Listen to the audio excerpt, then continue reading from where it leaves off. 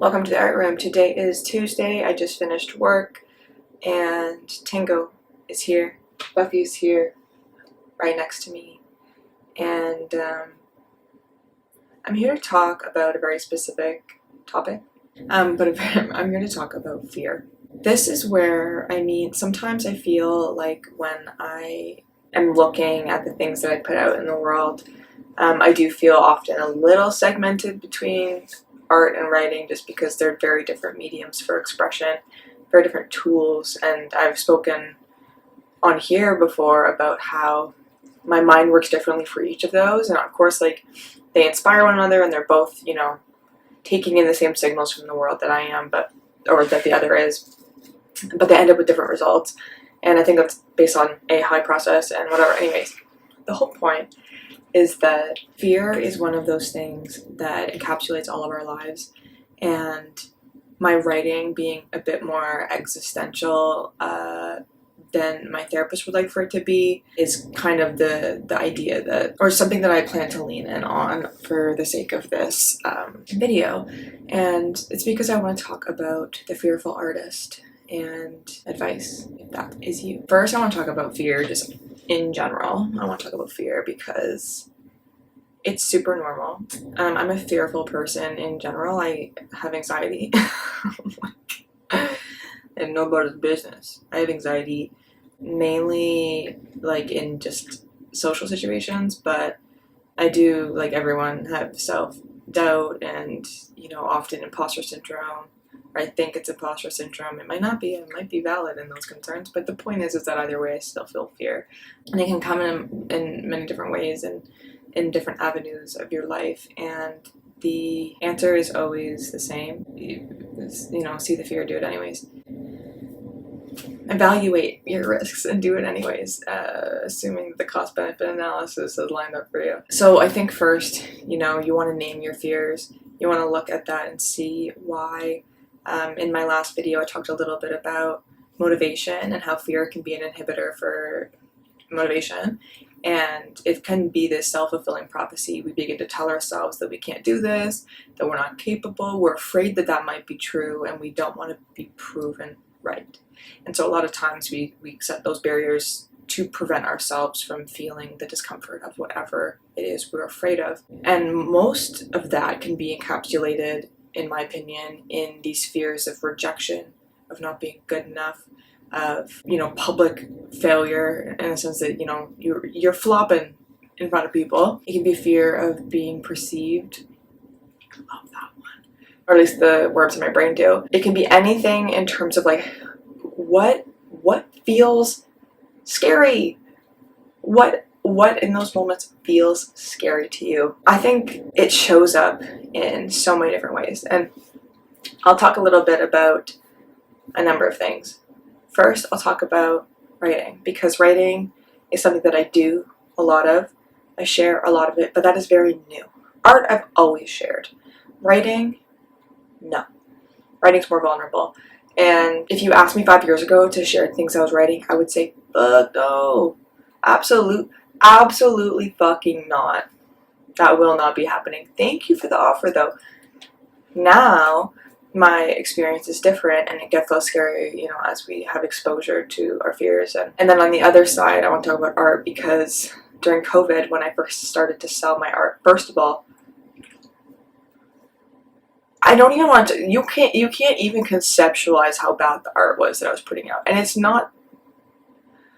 it was just bad. And I don't mean like, it was the actual quality of the prints were bad. I was still figuring out, mailing, and that shipping is a really, really big thing that, like, I've been scared of. And it's definitely held me back, that fear of figuring out shipping. And it did for a long time. So when I first started doing digital designs, God bless me, they were fucking horrible. But people bought them. Sorry to you. Thank you as well. People bought them, and most of them are locals. Most of them are my friends, or people that I have known for a while. Not friends, though. Just kidding. Or just people that, were kind of in my periphery. And so it was quite easy for me to just, like, ignore the shipping problem and go, oh, I don't need to worry about shipping, because I am going to figure that out later.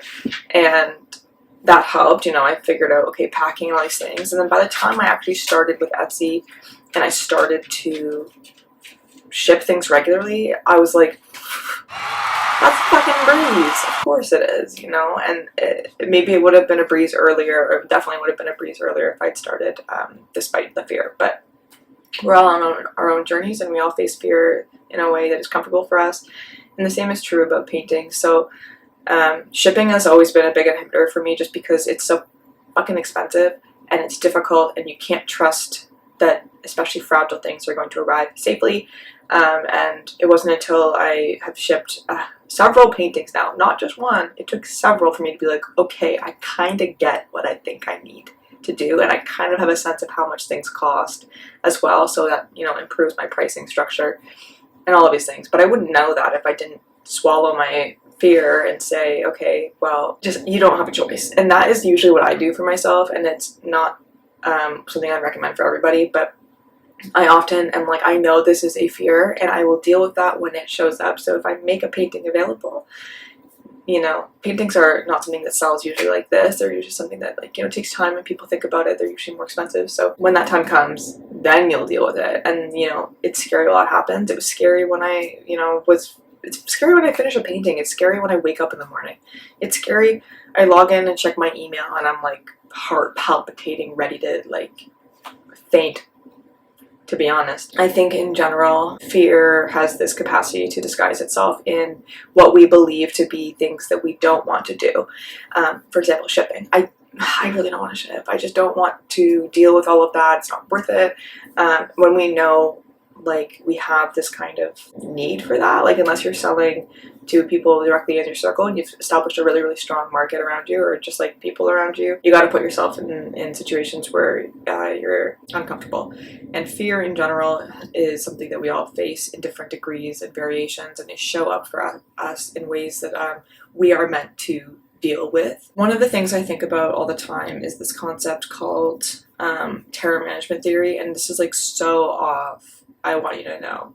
And if there's any sociologists or religious studies people watching this, I'll make it make sense. But terror management theory is essentially this idea that we are constantly reminded by the world and our experiences of this kind of visceral understanding that we won't live forever, and all of our fear and all of our behaviors are reactions to that. You know, this is something that explains, or it can explain, and attempts to explain why people become bigoted, why people become agitated in moments of anxiety or when they feel challenged, why they become defensive. And it's kind of explaining this, like, you know, is this thing making you feel small? Is this thing making you feel insignificant? Is this thing making you feel like you're not worth it? And all of these things are in some ways death reminders, in the sense that, like, at the end of the day, that's the only thing, like, that's the only thing that counts. I mean, everything counts, but the only thing in that conversation that is, it all is coming back to. And the reason I'm saying this is because we have to remember that our fears are coming from somewhere. And, you know, the idea that's all coming from our fear of death is not something I'm expecting everyone to, you know, be able to draw the map to, because it's a conceptual design. It's not something that is necessarily, first of all, universally agreed upon. It's not, but it's also not something that is maybe applicable to you in your mind. So the point is that the theory establishes that we react in our lives to fear, and the way we manage our fear is integral to our degree of not only tolerance but acceptance and kindness. And I believe acceptance and kindness kind of end up going hand in hand, because you're not getting that activation from your fear. The trick for me, like I said, is putting myself in these fucking situations as often as I can. I put myself in these situations whenever I have the chance, and it's not situations that I don't want to achieve in. I'm not putting myself in fearful situations. I'm not skydiving. Side point, because I think it'd be really cool and I would love to do it. And it's kind of expensive, right? And I think that if I were to skydive, I would pass out and then throw up, and you're like attached to somebody, so now like someone's been thrown up on. And then I would wake up falling from the sky, and then I throw up again, and then I've passed out again. And it just seems like a very expensive way to do that. So I'm not putting myself in those situations, but I might share something with a loved one that my heart rate is saying absolutely don't, and everything becomes so much easier once you have that exposure to the world through vulnerability, simply because first of all, what happens is very, very rarely the worst case scenario in your head. I am constantly reminded by just how kind most people are, despite what we see in the world. I have like a very intrinsic faith in the human race. And the point is that, especially in the eyes of a creative, fear is super inhibiting. We don't always have the tools that are necessary for us to figure it out on our own. And I think vulnerability is a huge way, and being willing to be vulnerable is a huge way of overcoming it. Another method that people use to A, protect fear, but also B, protect themselves from the outcomes that fear is connected to, is by perfectionism or procrastination. And this is one of those things where it's like, I would love to, this is my favorite one, I would love to learn how to play guitar. I've tried. I wish I learned when I was a kid. I try as an adult. It's hard. Kudos to those who can do it. One day, when I'm 75 and I have arthritis, I will master it. But the point is that every time I do it, I have to be prepared to suck absolutely 100%, to absolutely be dog shit to this, like, from beginning to end. It is going to be an observation of my tanking, and that's fine. You need to be prepared for that. And here's the thing, sometimes I'm like, oh, hey, I only sucked for like 3% of that. Or the reality is that you are exactly where you are in the process, and you have the exact amount of skill as someone who just started, or wherever you are in that process. Whatever you're putting out is not going to be your final stage. So there's no need to cling to that legacy in your head of the fear of what it means to do the things that you're afraid of. Often with art, it's like putting out work, and putting out work is not going to destroy you unless you have like super weird shit, or do you know what I mean, like unless it's something that like you just shouldn't fucking do because it's not kind or considerate, or I don't know, it threatens the safety of other people. Unless it's those things, whatever you do, no one's going to give a fuck more than you think. Like, and I mean that with all love. It's not that no one cares about what you do, it's that you are not tied to the right now or the content that you produce right now. No one has any desire to apply that much effort into what you're doing. I frankly don't have that much effort into what I'm doing. And so when we put out one thing and we've changed, we resonate differently, don't be afraid to put out something different, like, or even just like to put out shit as you're learning. You will see, no matter how perfect you are when you start, you will always see progress, and you'll always hate your old shit. Almost always. Not all of it, a lot of it. And it's just the nature of progression, and the knowing that this is a part of the process. I think there's a number of things that I would like to just add to what I've already spoken about.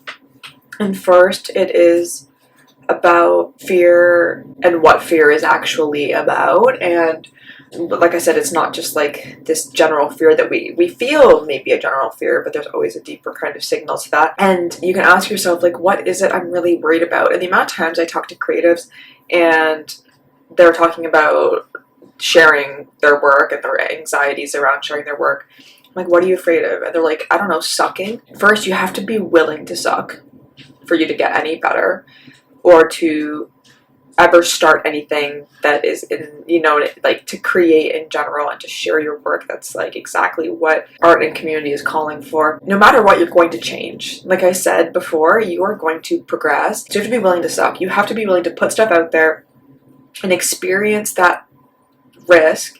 And on top of that, recognize, what does that feel like? What are you worried about? One of the things that my therapist used to do with me was the so what game, which is like when they're gonna hate me, and she's just, you know, so what? What does that mean? Well, then no one likes me, and it's okay. So what? What does that mean? And you can keep going with that. And often it just, it ties back to either senses of self-esteem, beliefs and narratives we've developed around ourselves and our identity. We believe that we're not good enough. We believe that there's something deficient in us, that we believe that we are somehow an exception to everybody else, and we are the only thing that's imperfect. And often, obviously, these are super irrational thoughts, but that doesn't mean that they're not guiding thoughts that we carry.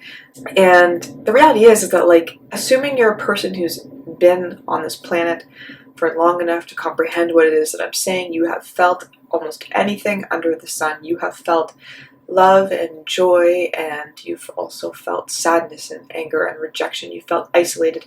You have been through this before. Anything that you're afraid of, you have felt before. You can do it again. Obviously, it's not ideal. Obviously, the goal is to not feel those things. But if the cost is the things that you want, the fear feels like it's for this, looming unknown beast. You have no concept, because we have no ability to predict the future. We have no concept what that might look like. We just know we're not going to like it. We have this fear. We have this illusion of something that will make us feel bad. At the end of the day, the things that make us feel bad are quite familiar to us, right? Despite this unknown looming, this questionable, we don't know how big this thing is. We just know that there's maybe this thing that could happen that we don't want to deal with, or that would be undesirable. But we know, someone makes fun of you. Okay, assuming that's happened before, who gives a shit? In reality, so what? So what?